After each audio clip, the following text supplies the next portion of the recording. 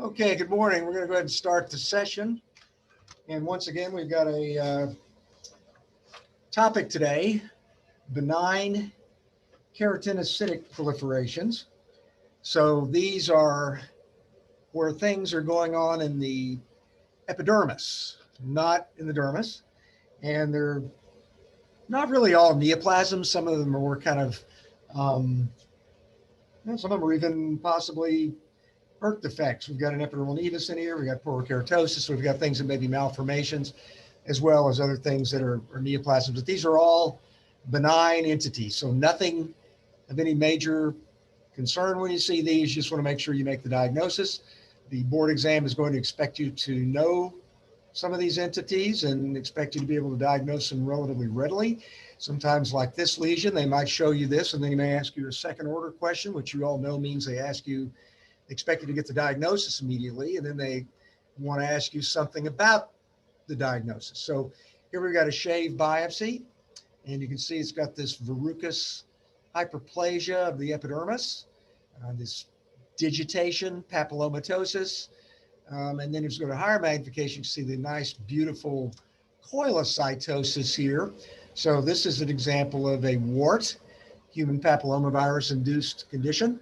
So the board might expect you to recognize this really pretty quickly, and they might ask you some questions about HPV typing, which type of HPVs are associated with these kind of lesions, which kind are associated with condyloma, which kind are associated maybe with plantar verrucae.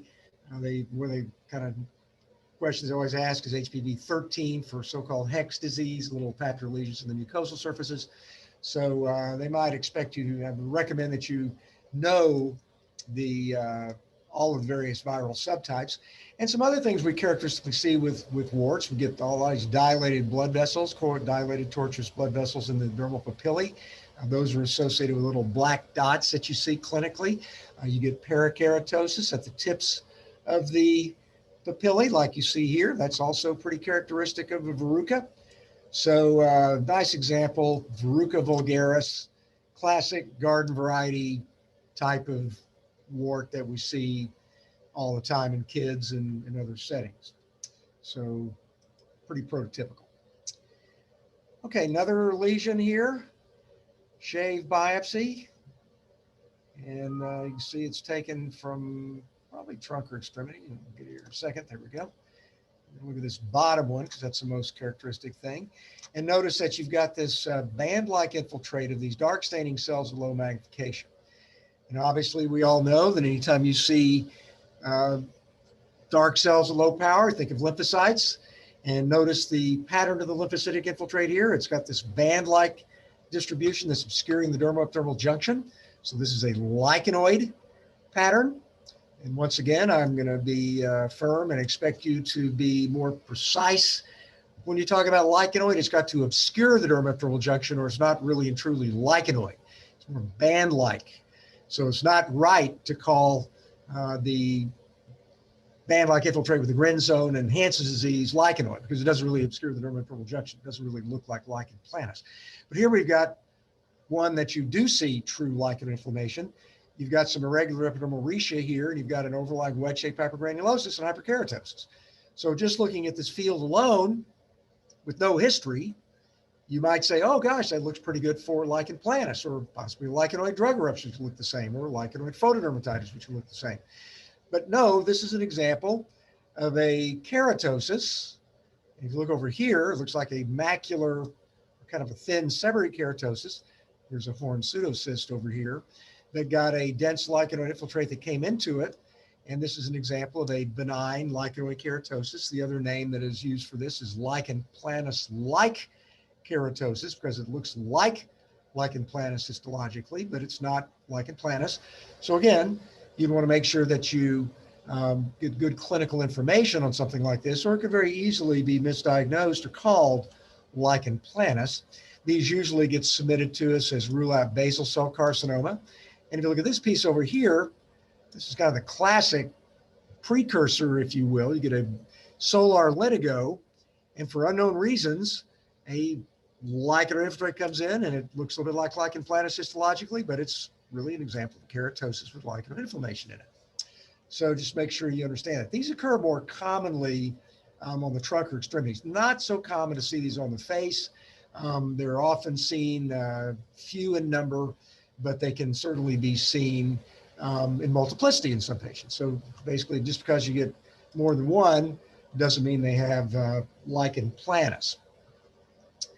Okay, so this nice example here of a seborrheic keratosis, and there are a number of different subtypes of seborrheic keratosis. We just got through seeing that little macular SK or that subcaval lichen infiltrate of BLK. This is one that's still probably a little bit thin, but it's got some papillomatosis, a little bit more acanthosis. So this one would maybe be, if you saw this lesion clinically, it would probably be like just a slightly elevated plaque. It wouldn't be the nice, thick, greasy, brown lesions with the small horn pseudocysts that we see in the more classic acanthotic variant of seborrheic keratosis.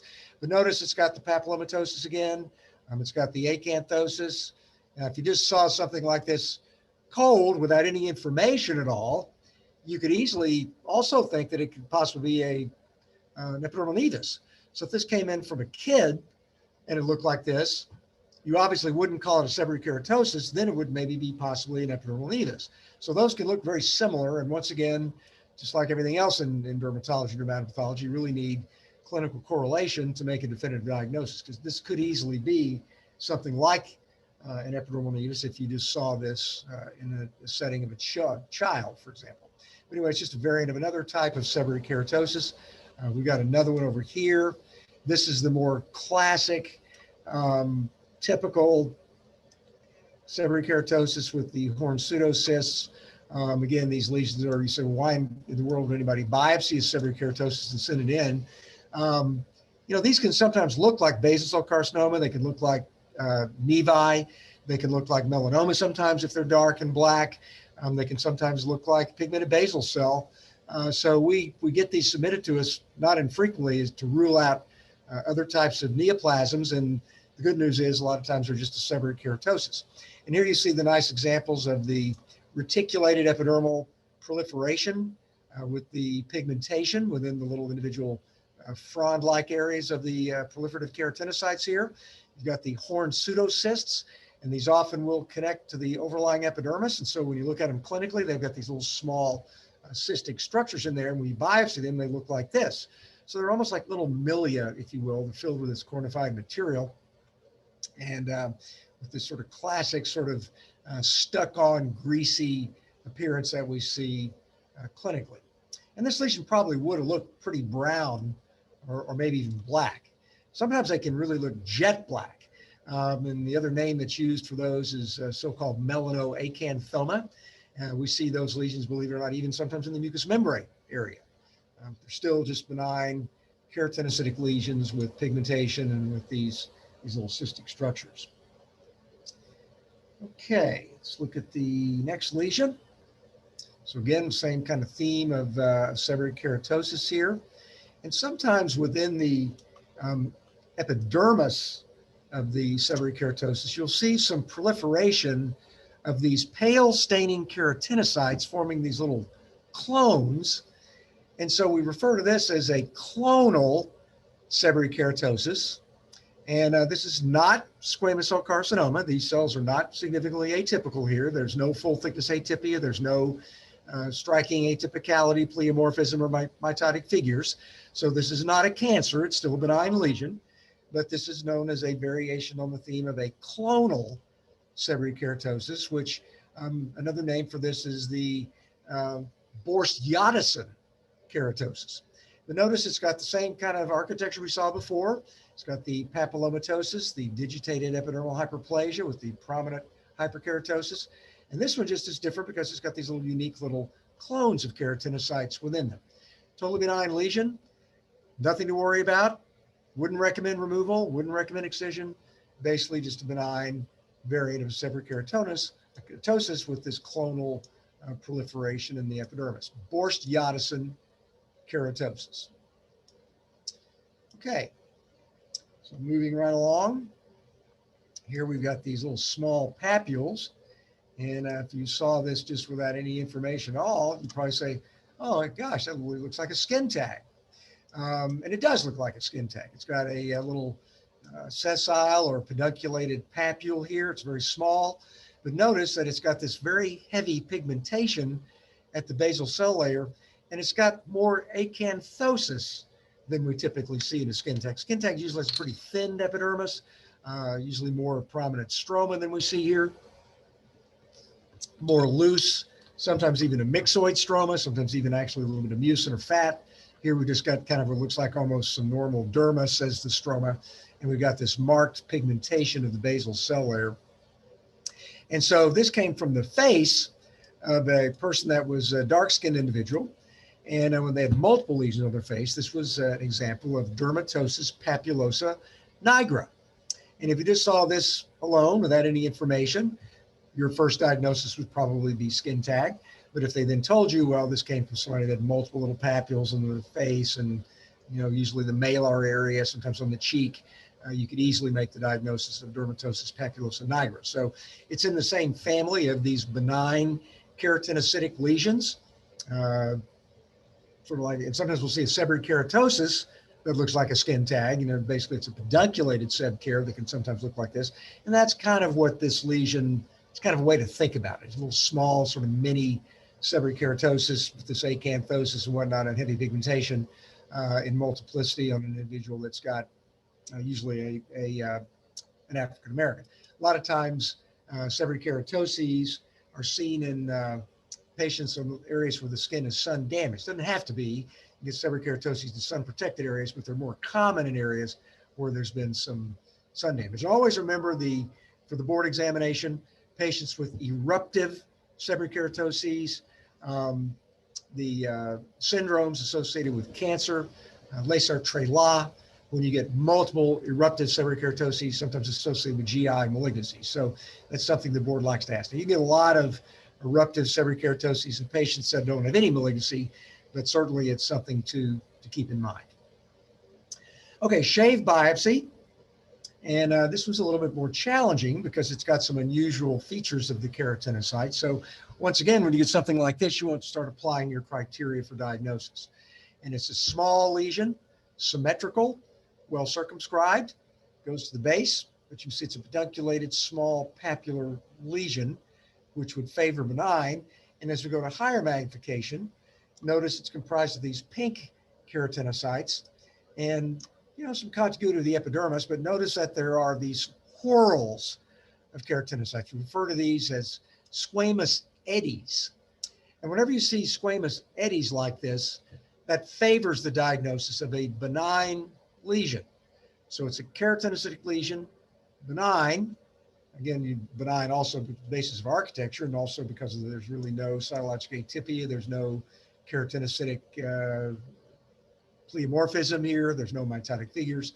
So this is a benign lesion, and it looks overall in architecture like a verruca, like a wart. And this is a variant of a wart.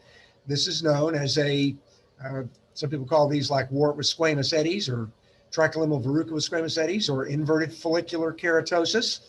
So again, a lot of these lesions are called follicular because this would be probably differentiating more towards the infundibulum of the follicle rather than the inferior portion of the follicle. And you get these squamous eddies in this verrucous morphology. This is a totally benign lesion. So again, you wouldn't want to overcall this as a squamous cell when you've got these areas here of these squamous eddies and the lesion has this benign architectural morphology to it. So this is an example of a benign lesion. Again, inverted follicular keratosis. It is kind of inverted, if you will. It's kind of got this exoendophytic architecture, but still totally benign lesion and nothing to worry about. Okay, this is another lesion that we see on occasion that we get biopsy, gets sent into us as rule out squamous cell or basal cell carcinoma. And notice that it is a very small, well circumscribed lesion. Normal skin here. You've got this acanthotic area in the center, normal skin off to the side, maybe a little acanthosis there. But the main action is going on in the center. And notice how pale these keratinocytes are at low magnification. So pale or clear cells. And you remember from previous talks, we've spoken about things that can give you clear staining in the skin. One of the reasons that these cells are clear is that they contain glycogen in their cytoplasm. No lipid, no balloon cell type differentiation, no collection of fluid. This is glycogen within these keratinocytes. And this is an example of a pale cell or clear cell acanthoma. Now, acanthoma, that's an old name. You know, you hear about it with keratoacanthoma, with, acanthoma simplex, all these various things. It just basically means a benign keratinocytic lesion where there's thickness of the epidermis. And so in the old days, they called that an acanthoma. So this is an example of a so-called clear cell acanthoma. So it's got the old name tied to it. Cells have this clear staining morphology. And one thing about a clear cell acanthoma, sometimes, I don't know if we see it in this lesion, you can actually get some overlying parakeratosis and some parakeratosis with neutrophils, even look a little bit like a psoriasis focally. So if it's a little small plaque that's well circumscribed, it's got to get the psoriasis morphology, get some areas that look like psoriasiform parakeratotic cornified layer. Think about clear cell acanthoma, totally benign lesion. And here you get a little bit of that cornified layer that kind of looks like that of psoriasis, neutrophils, lost the granule cell layer. And sometimes it can kind of simulate a little localized plaque of psoriasis. But usually if you see the rest of these other changes with this kind of interdigitating acanthotic epithelium here that's forming this network-like change, you can make the diagnosis easily. Not psoriasis, certainly not a malignancy here. So totally benign lesion. Okay, here's another example of a keratinocytic process. And this was a shave biopsy. And if you just saw this alone without any information at all, your number one diagnosis would probably be something like a little macular seborrheic keratosis. But what this came from was someone that had a widespread reticulated brownish eruption on the upper part of the body in the chest area. And this is an example of confluent and reticulated papillomatosis of Gougerot and Carteau. So basically it is an acanthotic epidermis with hyperpigmentation and papillomatosis. And so this is a condition, if you didn't know any better, you would think it's a seborrheic keratosis, a little macular SK. So when you look at these lesions under the microscope, they can kind of look like little macular seborrheic keratoses. Sometimes they get a little bit more budding of keratinocytes underneath the epidermis. You may get some pigmentation and some crusting and whatnot of the cornified layer. The differential diagnosis includes so-called terra firma formi dermatitis, which is just basically dirt on the skin that gets kind of crusty, and sometimes you get a little bit of acanthosis with that. There's a family of diseases that can give you this kind of pattern. Acanthosis nigricans, usually a little bit more acanthosis and more kind of slight digitation and more parakeratosis in that condition. Golly disease, which can look very similar to this, except it gets acantholysis associated with it. And then this condition. There's several others, Dowling-Dago's disease, Kitamura's disease, some things like that. But this is an example of confluent and reticulated papillomatosis. And it's got that very characteristic location, sort of in the upper part of the body, often in a sun-exposed area. It's not really related to sun exposure, but it just tends to occur more in that location. Okay. This lesion, we put this in here kind of for completeness purposes, but this actually came from the area probably around the eye or the nose and the mucous membrane location. And sometimes you'll see that it looks almost kind of like a little verruca here. Get this turned in the right orientation for you. There we go. And it's got these little frond-like papillomatous digitations. This is a small lesion. And we see these things clinically, they almost look like a little cauliflower. They may be HPV induced in some cases, but in a lot of cases, you really can't detect any HPV infection here. And these usually seen again on the nostrils, the mucous membrane in the nose, around the eye, sometimes in the genital area. And these are called squamous papilloma, okay? It's not a very good term, but you can see that it is papillomatous. It's probably not really definitively HPV induced, but here you see like a little mucus gland here, a little structure of some mucus cells in here. So this actually did come from the conjunctiva. And these lesions get submitted to us and sent to us often by ophthalmologists that biopsy these areas. And it's a benign lesion. Can't really call it a wart. Can't really call it a seborrheic keratosis given the location. So the best diagnosis to call it something like this is just a benign lesion that gets called squamous papilloma. And they commonly occur in areas where of the mucous membrane site. So just remember that that's actually what this looks like. If you biopsy a little vulvar papillomatosis or penile coronal papillomatosis, it looks very much like this. It's got the same kind of papillomatous architecture, and it's not HPV induced. So if it's biopsy to the genitalia, something like that, you want to make sure that you wouldn't overcall something like this human papillomavirus infection. Okay, let's take a look at this lesion. And this is one that, once again, you would need clinical information on. And this actually came from a young child and was diagnosed as possible linear epidermal nevus. And so when we got this, basically, it does show some acanthosis here. So it's obviously not a seborrheic keratosis when it's in a 5-year-old. So when you look at something like this, you say, well, it kind of looks like maybe a seb care. It's obviously a neoplastic process. There's a little bit of acantholysis over here. So this might actually even be linear Derriér's disease, possibly in a situation like that. But this is an example of a linear epidermal nevus that occurred in a child. So it kind of looks like a little macular SK, but clearly it couldn't be a seborrheic keratosis in a kid. So beware of calling things that look like one thing in an adult the same thing in a child. If you want to look like an idiot, do that. You know, make a diagnosis of seborrheic keratosis and see how fast your pediatric dermatologist gets on the phone and calls you, or call something a squamous cell carcinoma when really it's kind of a wart with some pseudocarcinomas hyperplasia, something like that. So you want to make sure that you, again, always correlate these changes with the setting, and age is a very important thing to correlate with. So if you biopsy a linear epidermal nevus, it can show a lot of things. It can give you acantholysis like this. So it might be linear Derriér's, like in this field right here, for example. It can give you areas that look like psoriasis. It can give you areas that look like epidermolytic hyperkeratosis.